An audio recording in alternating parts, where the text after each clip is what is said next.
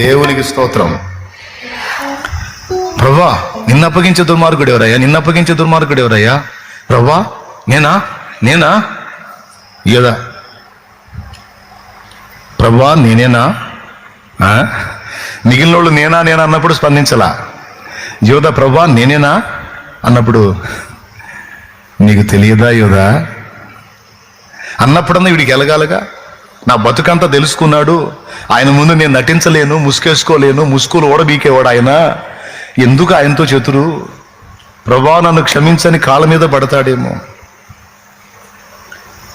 ఆఖరికి రొట్టె విరిచి ఇవ్వబోయేటప్పుడు కూడా ఛాన్స్ ఇచ్చాడు, మాట్లాడాడు, అయినా వాడు మారలా.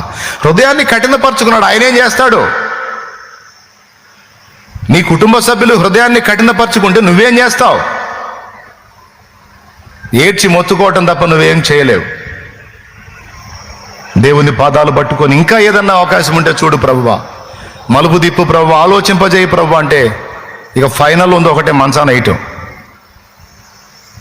ఇంకా ఫైనల్ ఉంది ఒకటే, మంచాన వేయటం.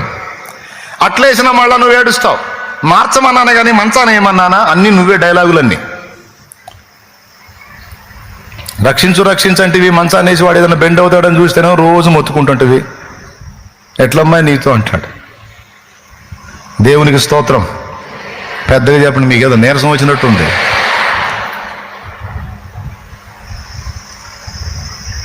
చివరికి ఆ మొక్క పుచ్చుకున్నప్పుడు సాతాను వానిలో ప్రవేశించాడని ఉంది. హృదయపూర్వకంగా అప్పు చెప్పుకున్నాడు వాడు. మారు మనసుకి ఇష్టపడలా. చివరికి వాడికి అప్పచెప్పుకున్నాడు, యేసయ్యను నమ్ముకున్నాడు, పోయి ఉరి పెట్టుకొని చచ్చాడు. ఎందుకని మార్చలా యేసయ్య? అక్కడే తెలిసిపోతుంది విషయం ఏంటంటే, ఎవరి స్వేచ్ఛను కూడా ప్రభు అడ్డగించడు. దర్శిస్తాడు, మాట్లాడతాడు, ఛాన్సులు ఇస్తాడు, చివరి శ్వాస విడిచేంత వరకు కూడా అవకాశాలు ఇస్తాడు. ఇక మారకపోతే నువ్వు చేయగలిగిందేం లేదు, నేను చేయగలిగిందేం లేదు. మన వాళ్ళు ఊపిరినంత వరకు, బతికున్నంత వరకు వాళ్ళ మార్పు కోసం ప్రార్థన చేయటమే మన పని.